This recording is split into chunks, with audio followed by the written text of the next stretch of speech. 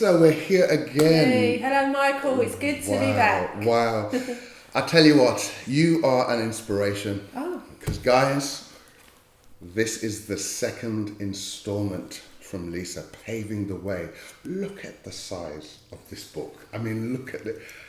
A lot of content in there. Juicy content, good content. This is an epic one. I mean, tell us about your process, because many people who are watching will want to know. You wrote the first one. That was a scorcher, okay? But then you've come back. You know, go big or go home, kind of thing. And you've taken that literally. You came back with this one. Tell us your process. We need to know how you go about writing these things. How do you do it? Okay, well, the first one, it was only meant to be one book at first, but so much happened in my life that it became two books. And so you are still basing. This is still based really in the background on a lot of stuff in your life. Yes. A lot of it, because it is still a novel, so a lot of it is made up and it is the story, but there is an element of truth to it. So yes, yeah. See, guys, we sometimes, cry and we get upset and we whinge and we moan about some of the stuff that's happened to us, and of course some of the stuff that's happened to us is really hard, etc. But what about if you turn that stuff into fuel? Yes. Because now, the size of this thing. Yeah. And I have to say, so the process of it, you said that once you wrote the first one, this one just sort of started to... It just flowed, yes. Look how she makes it sound so easy. Oh, it just flowed. We sit there staring at blank screens. Oh, it just flowed. So literally, would you have the ideas all at once, or would it come to you at night when you're asleep, or, when you wake up and you have to sort of scramble for the notebook? How did it kind of come together? How did it culminate into this epic? Well, in different ways, really. Because I knew some of the story. It was there already for me to start writing. And then there'll be times, I remember one particular time I was cutting the grass, and all of a sudden this storyline came into my head and I could not wait to get that down. So it took me about 9 months, but I lived that book for 9 months, and I couldn't sleep. There would be times where I would just write through the night. But I did just think about that all the time. And I did lots of times have to make myself watch films to get my mind off of it. So really? It was that part of the process that was quite... it was very intense. Almost obsessive. Yes. They say that if you want to do something in life, if you really want to do it and you want to do it well, you have to sort of border. Yes. You have to sort of border on obsession. I mean, even the Bible talks about that singleness of mind. It says that, Jesus, he just set his face towards Jerusalem. Yeah. He became consumed with what he had to do. And I love that you're saying that, because, many people have aspirations to write. But I love the fact that in the middle of cutting the grass, you have to leave that and you have to go right. I'm inspired. I'm a writer, but I'm so inspired. Oh, wow. By just anyway, so that's the process. Can I just say one thing? Yes, as please. well? We need these tips. What I really loved about this, when I was writing, because I had an idea what was happening, but a lot of the scenarios, a lot of the storylines, I didn't know until I was actually writing, and these characters would just appear and scenario, and I loved that, because as I was writing, this whole picture formed, and I was like, oh my gosh, it was just amazing, because there's a character in there called Helen. I didn't know that she was going to be there. Then all of a sudden she there appeared. And there's a character called George, and he is he's Panos's cousin, and he's horrible, and as I was writing him, I didn't expect him to be like that. I wanted to hurt this man, because he was very arrogant. But a lot of my emotions as well, and have gone into that, and I just love that, because that all built these characters, and they just appeared. So yeah, and Helen, you've got to look out for Helen, because she is an amazing. I can't wait for people to get to that point of meeting Helen. Brilliant. I mean, the thing is, I've written 3 books, but they are non-fiction. But I have this fiction book that I have to write this now. When I was working on this book, I was truly inspired, because, like I said, most people talk about this stuff, but you've gone and done it, and you've done it with a slam dunk. You kind of did it with a slam dunk on it. Because the size of this book, guys, but it is a fantastic read. I have to be honest and say that one of the facets of this book that really gripped me and I loved it, I thought you did it brilliantly, was you introduce the spirit world. You introduce the supernatural, and there are parts in here, I'm not giving anything away, no spoilers, but where demons start talking. Yeah. And we start to see how they are operating behind the scene. That bit, first of all, freaked me out a bit. Okay, that's good. It is good because of how uncanny and how real it was, you know.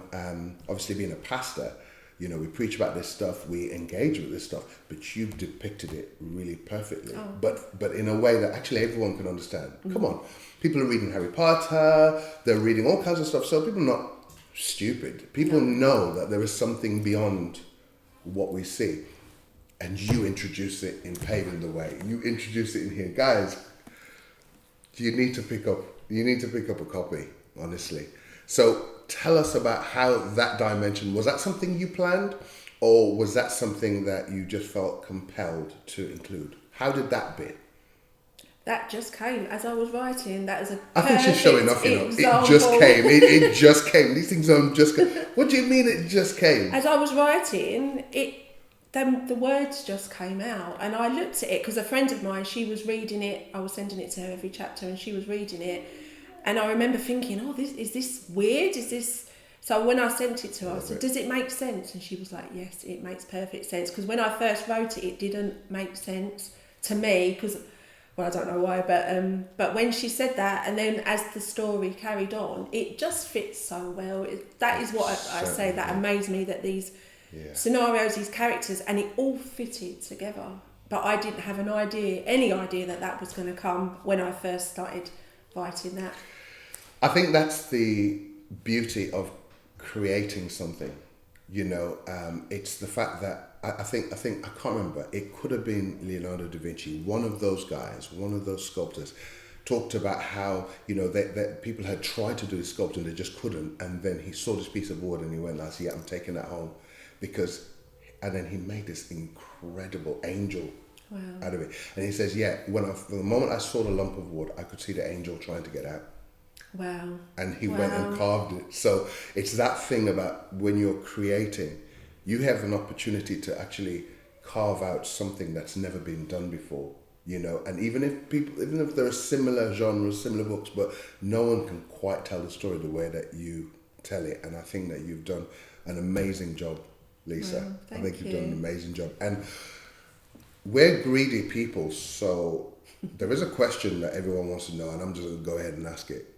Is there going to be another one? Yes. Because you can't leave us. No. Like I said, no spoilers, but you can't leave us. You can't leave us at the end. You can't end there. So, is there another one? There is another one. Third one, which I am writing. Oh, you're currently writing. Yes. Wow. Yes. Wow. And another thing I'd like. You're gonna need to hurry up on that one. Yes. Because like I says, this is so good, and to know that there's a third one, you might as well, because you're flowing. Yeah, and when it comes, it is going to be really good. And another thing I'd like to say as well, I suppose it's part of the process, is I believe that everybody has something in them, and gifts and talents. I think everybody has that. Preach and now. That was already in me. It just needed to come out by me doing it. So I really encourage people out there, if you have a dream of writing a book and it's inside of you, just put pen to paper or put the laptop on and start doing it, and it will just come. If it's there, it will just come, because I do believe that people have got gifts and talents in all different areas, but writing, if you want to write, but do it, just do it. Somebody said to me before, just do it, and I did it, and that's what comes. So Certainly did. Now you can't see because I've got a jacket on and I've got a shirt on, so you can't see, but I got goosebumps. Guys, I got goosebumps because this is very inspiring. It's very inspiring. So, you know, when we're hearing it from somebody who's doing it and who has done it, it just packs a punch. It just means so much. So looking at this now, so the third book, because it is advertised here, there is a tease here. It's entitled Freedom in Chains. Yes. Freedom in Chains. That's I love that title. Freedom in Chains. Like, are you going to give us a clue or no? No. We're going to have to just wait. Because I haven't written all of it. Well, I've only done a few chapters, so again, I don't know what's going to come. So I've got an idea, but I don't know how it's going to evolve. That's the word I love. Evolve. It's going to evolve. Yes. So, but it's going to be good. It's going to be insightful. It's yeah. Well, we can't wait. Chilling. I think I've just got that word. I think it's going to be chilling, Michael. I think chilling. It's going to be chilling. More chilling than this one. I think it. Oh my be. God! Okay, fasten your seatbelts. Prepare yourselves. You know what I mean? Like, put your game face on, because if it's going to be more chilling than this, because as I says, you know, so well written, so well done.